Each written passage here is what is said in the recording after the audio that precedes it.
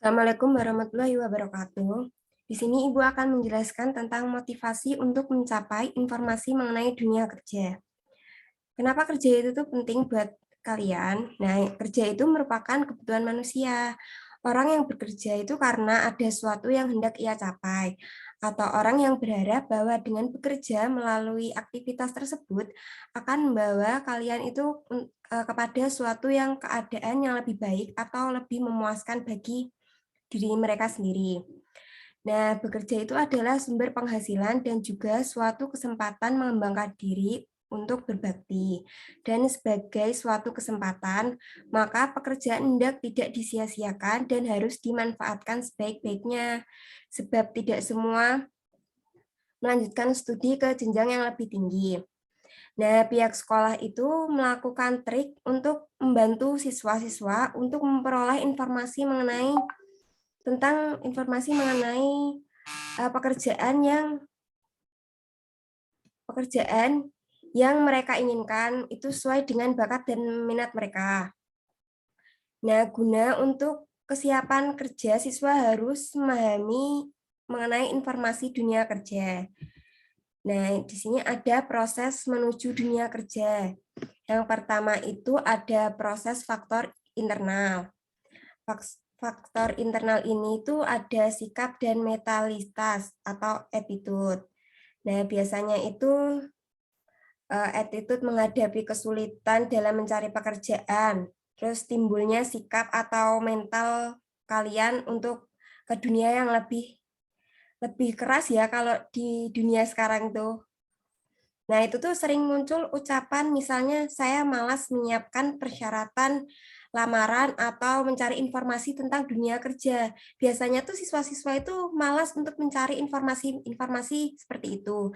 Makanya di sini saya akan bantu kalian untuk menemukan informasi itu, gimana sih kita bisa menemukan informasi itu, gimana kita bisa mencari kerja sesuai dengan passion yang kita miliki. Nah, yang kedua ada keahlian kerja atau skill. Nah, itu tuh muncul saat keahlian kerja, apa ya, contohnya skill kalian tuh di bidang teknik atau tata boga bisa juga seperti itu. Nah, kalian itu mencarinya sesuai dengan skill kalian. Masa iya kalian tidak bekerja tidak sesuai dengan passion? Itu biasanya kalau bekerja tidak sesuai dengan passion itu bisa melelahkan jiwa dan raga ya. Biasanya anak milenial zaman sekarang itu susah apa-apa remaja jompo atau dewasa jompo. Nah, seperti itu ya. Yang selanjutnya ada faktor faktor eksternal. Nah, faktor eksternal ini tuh ada masalah ekonomi makro atau mikro. Terus yang kedua ada kesenjangan antara ketersediaan lapangan pekerjaan dan jumlah tenaga kerja. Nah, itu tuh yang menjadi masalah di dunia sekarang itu biasanya tenaga kerja yang mulai sedikit tapi jumlah tenaga kerja yang kita butuhkan itu yang mau melamar itu banyak. Makanya kita tuh kalau bisa tuh bisa menciptakan dunia kerja sendiri ya.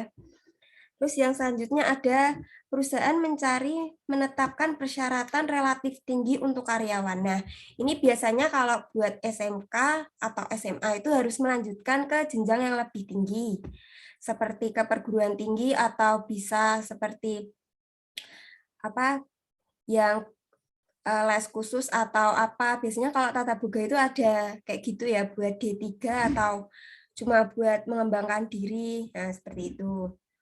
Yang selanjutnya ada persiapan sebelum masuk ke dunia kerja itu apa aja, Bu? Nah, persiapannya itu ada beberapa prinsip dasar yang dapat menetapkan tenaga kerja, itu baik di luar negeri atau di dalam negeri.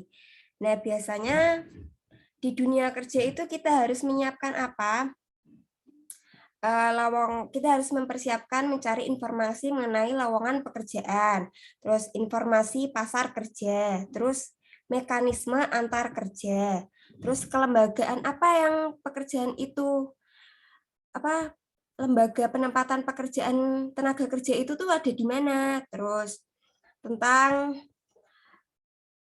eh, tentang lembaga swasta atau hukum atau negeri, seperti itu. Terus yang selanjutnya ada mencari sumber informasi lowongan pekerjaan. Nah, yang pertama itu ada manfaat lembaga kerja bursa kerja. Nah, biasanya manfaat lembaga bursa kerja ini tuh biasanya ada di kantor-kantor pemerintahan. Nah, seperti apa ya? Kalau hukum atau kantor pemerintahan pajak, nah seperti itu.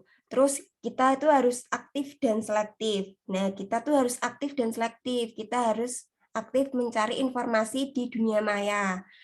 Nah, biasanya itu ada di internet itu banyak ya, di TikTok atau di Instagram atau di brosur-brosur lainnya. Biasanya ada iklan itu setiap saya nonton TikTok ada iklan. Nah, itu ada itu bisa. Tapi biasanya lebih banyak emang di internet ya, karena kalau buat mencari sekarang tidak melalui internet itu sangat susah ya. Kita yang kewalahan sendiri buat mencari ke sana kemari. Nah, selanjutnya ada kriteria lowongan yang benar. Nah, ini tuh gimana kita harus mencari kriterianya? Ada identitas perusahaan. Nah, suatu perusahaan itu benar-benar membutuhkan tenaga kerja atau tidak, atau hanya cuma menyebarkan brosur atau apa seperti itu. Bisa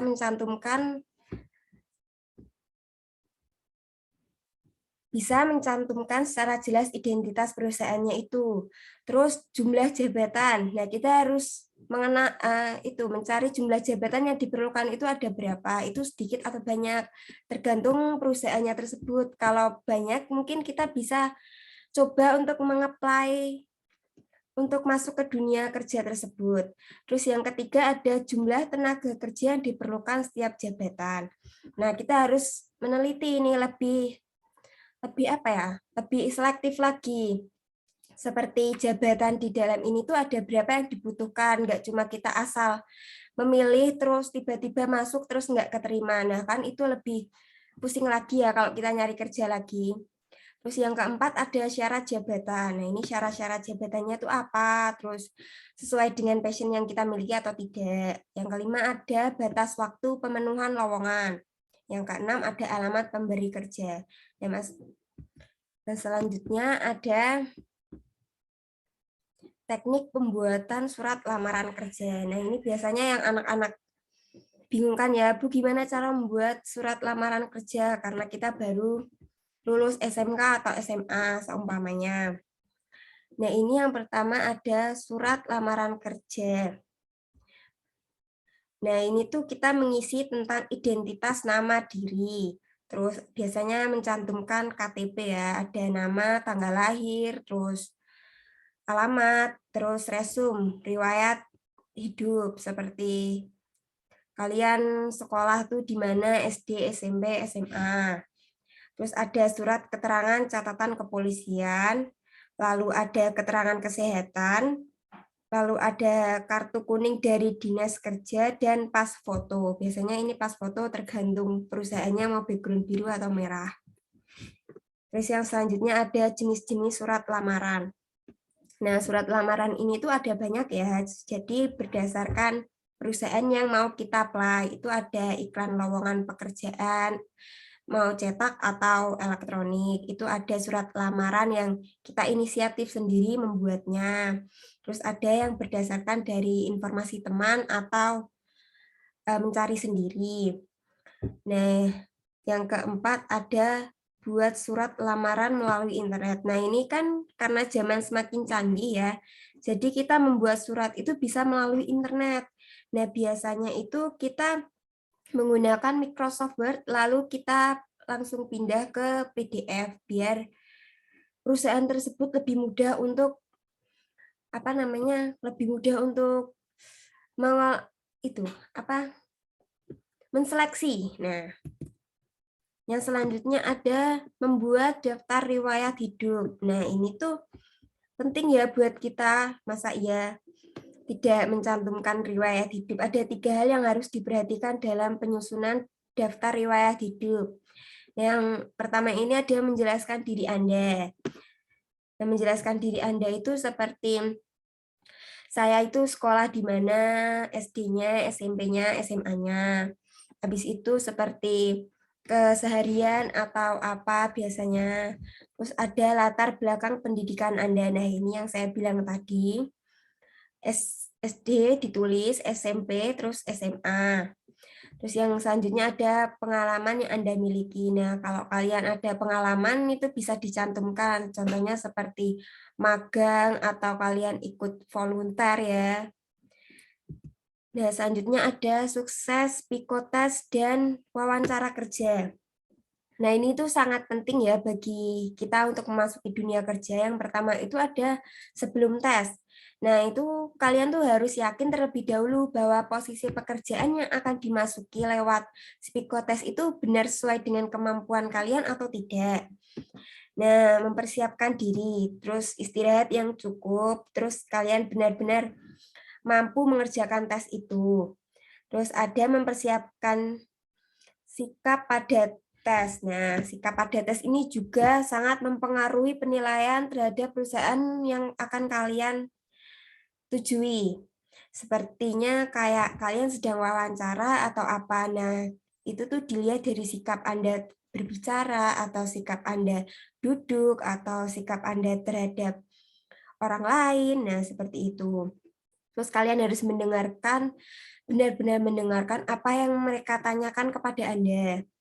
Nah, terus ada kalian harus datang tepat waktu sebelum tes itu dimulai. Terus bersikap sopan saat di ruangan wawancara, terus cara kalian duduk, terus cobalah untuk memperlihatkan bahwa Anda itu benar-benar yakin akan masuk ke dunia itu tersebut. Nah, seperti itu. Nah, mungkin yang Ibu sampaikan cuma itu. Kalau ada pertanyaan atau kurang jelas bisa kalian tanyakan di WA, WhatsApp, atau kalian tanya saya secara langsung boleh.